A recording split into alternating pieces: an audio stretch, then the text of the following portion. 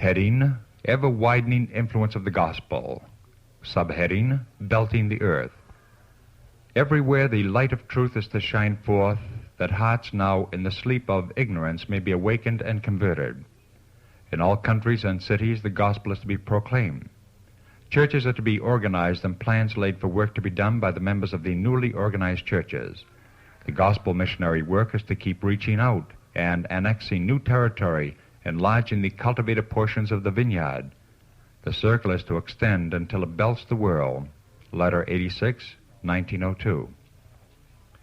Subheading, North, South, East, and West. From town to town, from city to city, from country to country, the warning message is to be proclaimed, not with outward display, but in the power of the Spirit by men of faith. And it is necessary that the best kind of labor be given. The time has come, the important time, when through God's messengers the scroll is being unrolled to the world. The truth comprising the first, second, and third angel's message must go to every nation, kindred, tongue, and people. It must lighten the darkness of every continent and extend to the islands of the sea. Let there be the wisest planning for the success of the work. Decided efforts should be made to open new fields in the north, the south, the east, and the west. The fact that the presentation of the truth has been so long neglected should appeal to our ministers and workers to enter these fields and not give up the work until they have clearly given the message. Manuscript 11, 1908. Subheading, Unchecked by Barriers or Obstacles. Truth, passing by those who despise and reject it, will triumph. Although at times apparently retarded, its progress has never been checked. When the message of God meets with opposition, he gives it additional force that it may exert greater influence. Endowed with divine energy, it will cut its way through the strongest barriers and triumph over every obstacle. Acts of the Apostles, page 601, 1911. Subheading, A Substantial Work. The work that the gospel embraces as missionary work is a straightforward, substantial work, which will shine brighter and brighter unto the perfect day. Letter 215B, 1899. Subheading, An Influence that Deepens and Widens. The influence of these messages has been deepening and widening, setting in motion the springs of action in thousands of hearts, bringing into existence institutions of learning, publishing houses, and health institutions. All these are the instrumentalities of God to cooperate in the grand work represented by the first, second, and third angels flying in the midst of heaven to warn the inhabitants of the world that Christ is coming again with power and great glory. Review and Herald, December 6, 1892.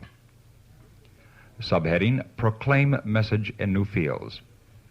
We have a most solemn, testing message to give to the world, but too much time has been given to those who already know the truth.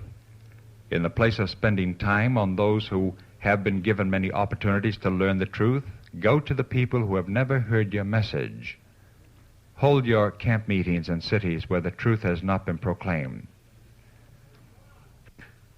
Footnote, Seventh-day Adventist camp meetings of earlier years were great evangelistic agencies, drawing large, attentive, non-Adventist audiences.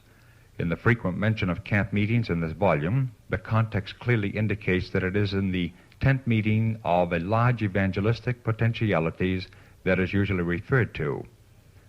End of footnote. Some will attend the meetings and receive the message. Letter 87, 1896. Subheading, New Places, the Best Places.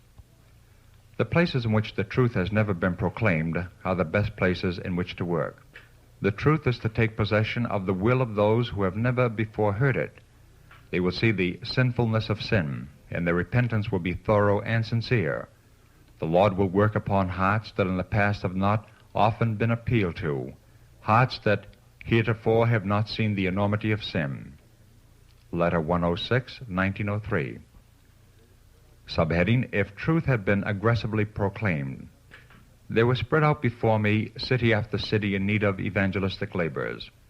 If diligent effort had been given to the work of making known the truth for this time in the cities that are unwarned, they would not now be as impenitent as they are.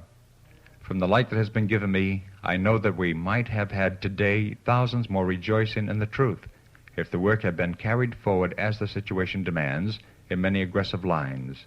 Letter 94A, 1909.